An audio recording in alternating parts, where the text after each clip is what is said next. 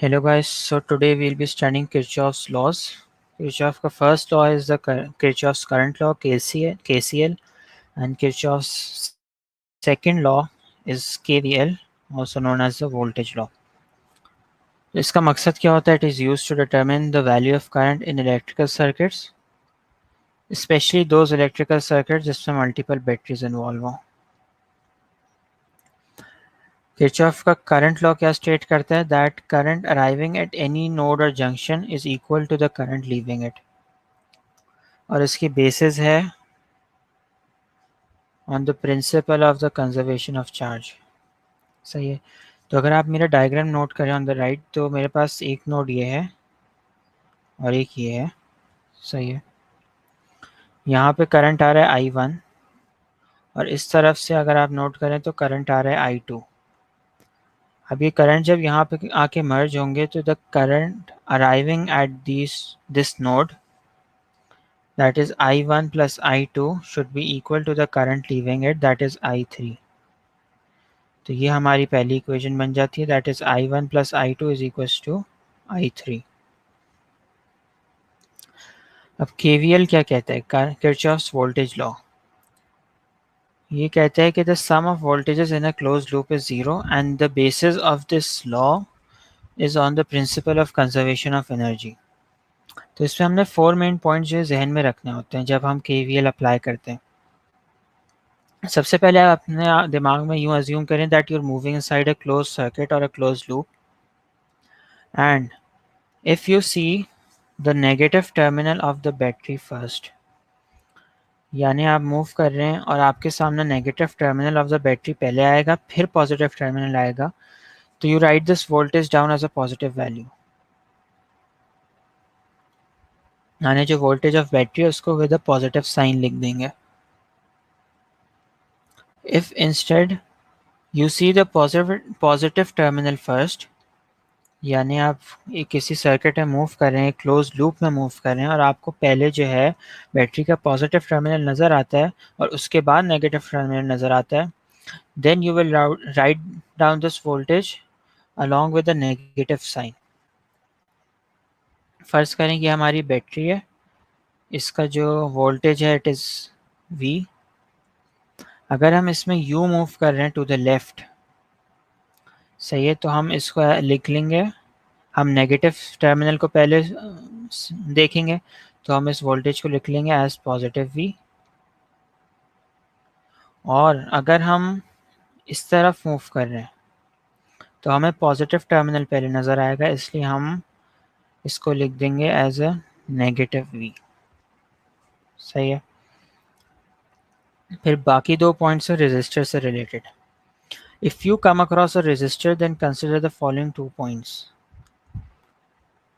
तो अगर आपका डायरेक्शन ऑफ मूवमेंट जो लूप में है it is the same as that of current, यानी आप करंट के डायरेक्शन में ही मूव कर रहे हैं, then write down this value of voltage as negative. यानी वोल्टेज का फॉर्मूला क्या होता है? IR. सही है. And if you are moving in the direction of current, तो ये आप विद अ नेगेटिव साइन लिख देंगे. फिर दूसरा पॉइंट क्या है कि if the direction of movement is opposite to that of current, then write down the voltage as positive. यानी इस केस में हम पॉजिटिव वोल्टेज लिखेंगे with a positive sign.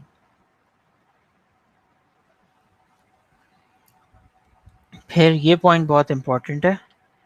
When you return to the starting point, यानी जहाँ से आपने अपना स्टार्ट लिया था लूप में, तो equate the whole equation to zero. जो भी आपकी इक्वेशन फॉर्म हुई हो उसको ज़ीरो से इक्वेट कर दें. इसकी एक एग्जांपल देख लेते हैं. ये एक सर्किट बनाया हुआ है, सही है, और यहाँ पे 3 क्वेश्चंस दिए हुए हैं. क्वेश्चन नंबर 1 कहता है कि use KCL to form equation for the current. तो अब करंट की इक्वेशन हमने पढ़ा कि KCL में क्या होता है? Current arriving at a node is current is equal to the current leaving the node. तो आप नोट करें कि यहाँ पे I1 आ रहा है, फिर I1 जो है यहाँ पे स्प्लिट हो जाता है इस नोड पे यानी नोड बी पे। तो यहाँ पे I1 अराइव कर रहा है और लीव कर रहा है एज I3 एंड I2। ठीक है, तो we can form this equation as I1 is equal to I2 plus I3। फिर अब नेक्स्ट चीज देखते हैं, वो है use KVL to form equation for the loop ABEF। सही है, तो ABEF नजर आ रहा होगा आपको। ABEF कौन सा है? ABEF।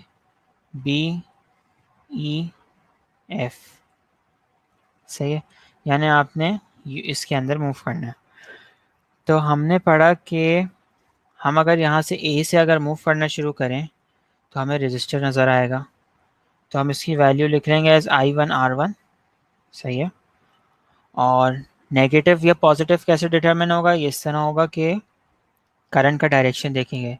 क्योंकि हम करंट के डायरेक्शन में मूव कर रहे हैं तो हमारी ये वोल्टेज की वैल्यू नेगेटिव साइन के साथ लिख दी जाएगी। फिर हम फर्दर मूव करेंगे, हम यहाँ आएंगे, हमें रजिस्टर दिखेगा R2। ठीक है, अब हम इसकी वैल्यू लिख देंगे ऑफ वोल्टेज I2 R2, और अगेन हम करंट के डायरेक्शन में मूव कर रहे हैं तो इसलिए हमारा जो साइन होगा वो नेगेटिव होगा। फिर हम वापस यहाँ आएंगे, यहाँ पे हमारा करंट हो जाएगा I1 अगेन। सही है, और रजिस्टर जब हम देखेंगे तो हम लिख देंगे I1 इंटू R3, इसका वोल्टेज हो जाएगा और इसका साइन नेगेटिव होगा क्योंकि we are moving in the direction of the current. सही है, और फिर हम यहाँ से जब वापस जाएंगे तो हमारी स्टार्टिंग पोजीशन तक पहुँचने तक हमें बीच में बैटरी नज़र आएगी। ठीक है, और बैटरी का मतलब ये है कि हमें नेगेटिव टर्मिनल यहाँ पे बैटरी का पहले नज़र आ रहा है और पॉजिटिव टर्मिनल बाद में, इसलिए हम जो बैटरी का वोल्टेज है उसको लिख देंगे एज पॉजिटिव ई। इसको मैं कर देता हूँ ABEF। नेक्स्ट क्वेश्चन है, बोल रहा है use KVL to form the equation for the loop ABCDEF। फिर वही काम करेंगे हम। सही है, इस दफ़ा हम क्या करेंगे, विल स्टार्ट फ्रॉम A, ये भी हो जाएगा ABCDEFA।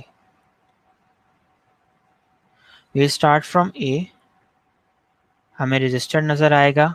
Again we write this down as -I1 R1 क्योंकि डायरेक्शन ऑफ करंट में मूव कर रहे हैं। फिर हम फर्दर मूव करते रहेंगे, हमें नेक्स्ट जो कंपोनेंट नज़र आएगा दैट इज़ अ बैटरी, और इस दफ़ा बैटरी का जो पॉजिटिव टर्मिनल है वो पहले नज़र आ रहा है हमें। सही है, that is why we write this down as a negative value of voltage. हमें नेक्स्ट कंपोनेंट नज़र आएगा अपना रेजिस्टर 4, इसकी रेजिस्टेंस R4 ले लेते हैं, और we write this down as a negative value, इसकी voltage as a negative value लिखी जाएगी क्योंकि we are again moving in the direction of current. फिर we'll move from here again and we'll reach resistor 3, यहाँ पे again we'll move in the direction of current and hence we'll write this voltage down as a negative value।